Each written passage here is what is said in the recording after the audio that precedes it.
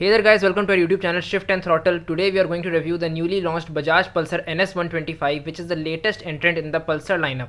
As the name suggests, this bike has the engine capacity of 125cc and it has one of the most powerful engine in this segment. So let's dive in and understand what this bike has to offer for the Indian market. Firstly, talking about the styling of this bike. This bike offers the same styling as NS160 and NS200. The headlight at the front is halogen instead of LED, which is a bit of a letdown as every other company is now moving towards LED headlight. At the back, it also offers nothing new in the design department, as it has the same twin LED strip tail lamp with bulb indicators. But as usual, this bike's design look is striking and fierce as always, even after all these years, and it somewhat resembles a wolf to me. Now talking about the performance this bike has to offer. It has a 125cc air-cooled 2-valve fuel-injected engine producing 12 bhp of peak power at 8500 rpm and 11 Nm of peak torque at 7000 rpm, paired to a 5-speed gearbox which makes it one of the most powerful 125cc bike. The only problem that I think this bike will face is weight, as it weighs around 144 kgs and it is a lot for a 125cc bike, as the bike will be slow in acceleration and not be able to pull instantly.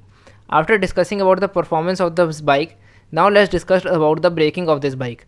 This bike offers you with 240mm disc brakes at the front and 130mm drum brakes at the rear, with combi braking system instead of ABS, which I think has been done to keep the cost low and compete in the emerging sports 125cc market scene in India, which is growing a lot in recent years, especially after the release of KTM Duke 125 and RC 125. The Bajaj also has one more 125cc bike, which is the Bajaj Pulsar 125, based on the old design of Pulsar.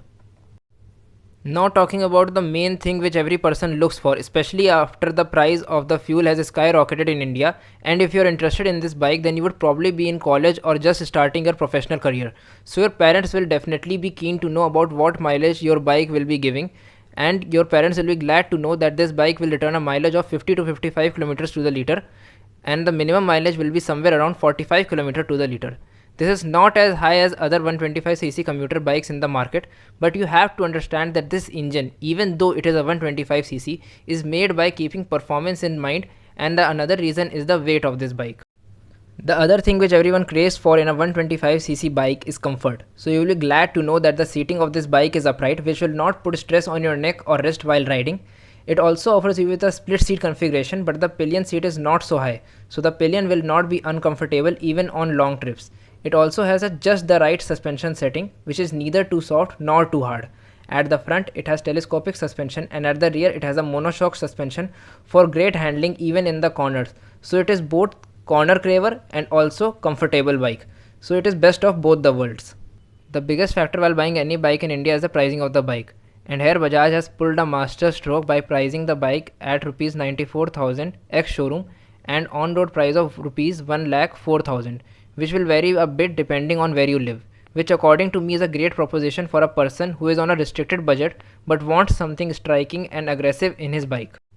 So for the verdict or the conclusion of this bike, according to me this bike could be a game changer in this segment, as it sits right between the most popular 125cc bike, which is the Honda Shine 125, and the most sporty 125cc bike, which is the KTM Duke 125, and it offers you best of both the world, value for money and fuel efficiency comparable to Honda Shine, and performance and styling comparable to KTM Duke 125. So overall it is a good bike for any young professional or college going student who cares about both styling and mileage, and I think you should definitely buy this bike if you are this type of person. But if you are a type of person who wants all out performance, then you should wait and buy a 160cc bike such as Apache RT 160 or Extreme 160R, as you will not be satisfied with the performance this bike has to offer, as it is only a 125cc bike. So that's all for today folks. I hope you found this first look review of the bike informative and helpful, and if you did, then do consider subscribing to my channel, hit the like button, and you can also check out my other video which will be displaying on your screen right now.